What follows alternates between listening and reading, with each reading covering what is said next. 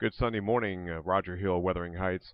Well, we already have very, very cold temperatures across the region, and these will be moving on out. You can see the very low tropopause, actual very low thicknesses supporting a tropopause. That is the top ceiling of the troposphere, only about 5 or 6 thousand feet this morning. And as this moves on out of the region, we'll start to resume to more normal conditions along with a warm-up prior to an incoming storm system. Looking at the European model, this is showing the model thicknesses supporting snow that'll be arriving basically sometime along about Monday evening or Monday night. We'll stop here. This is 48 hours out, and you can see 32-degree temperature isotherm starting to work in, and this is going to be a problem, and also as is this storm track. So we have precipitation here. This is valid about 9Z in the morning. That would be about 4 a.m. on Tuesday morning. And what ends up happening here is we start to see these pretty good slug of milder air begin to work in aloft, so that our 0-degree isotherm is actually north of the border area. So this is probably falling as snow with a changeover to rain.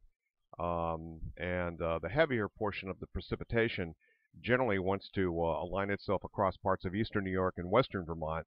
It's a real tough call, though. And the models have been having a lot of difficulty trying to figure out what exactly is going to happen. But you can see that 32 degrees is to our north and west, so this is well above the freezing mark. We're looking at temperatures aloft, about the 0-degree isotherm at about the top of Mount Mansfield level, or 4,000 feet, 4,500 feet. You're looking at that starting to work in as some wet snow with a fairly good chunk of heavy precip. So this area could potentially see some wet snow loading. This area some rain or freezing rain. It's going to be a very close call. The modeling has been jumping back and forth just a little bit, and either if the area of low pressure goes right overhead, we're going to have mixed precip types and heavy accumulation at that. If the models go to a little bit to our east, it'll be all snow and potentially some wet snow accumulation. And also we're looking at the potential for some high winds. But the high wind issue is going to be really based on how deep that area of low pressure is, tracking a little bit to our west. And it looks like the high wind portion will be a very short-lived event, and it's more of a precip issue the way things have been trending. So as this area of low pressure pulls away, the precipitation comes to an end during the overnight period, Tuesday night into Wednesday morning. The main area is going to be smack dab during the day on Tuesday, as we have a very heavy amount of precip, fairly significant. This is a 6-hour total here, and it looks like it's greater than 7/500ths of an inch, and almost in the realm of looks like a second period there of around 7/500ths of an inch. We're already up to about 1.50. And then that moves on by. So this is a very dynamic, based on temperature kind of storm system, and wet snow loading cannot be ruled out with this, and of course neither can high winds. Okay, we're looking at the NAM model here, and you can see the incoming snow, which does look like it gets in here until somewhere along around Monday evening after 4 o'clock in parts of southern Vermont, begins to spread over the region. This will be falling as all snow.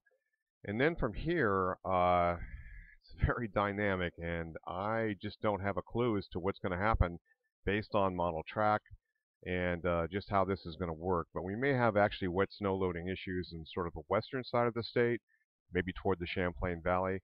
The rest of us may see kind of a 2 to 4, 3 to 6 inch amount of snow, and then that'll change over to some kind of sleet, freezing rain, and rain. Temperatures make a pretty good climb, and then that moves on out as we get into Tuesday night, overnight, into the early morning hours on Wednesday. And this is the European model this morning, and you're looking at total QPF, or quantitative precipitation amounts, accumulated precipitation through the storm, and you're seeing these colors here basically greater than 1.8 inches along a swath. Just about 12 hours ago, this was the model, deterministic model. So this is the current conditions. It looks like things are basically pushing everything a little bit further to the east. And in terms of wind, strongest winds seem to be across the southern Green Mountains, a little bit less of an issue further off to the north. However, just don't know based on the track, and a change of what, 10, 15, 20 miles will determine a lot. We're just too far out in time to make any assumptions here. I think we're going to have to treat this as a full-scale wet snow loading event with high winds. Roger Hill, Wuthering Heights.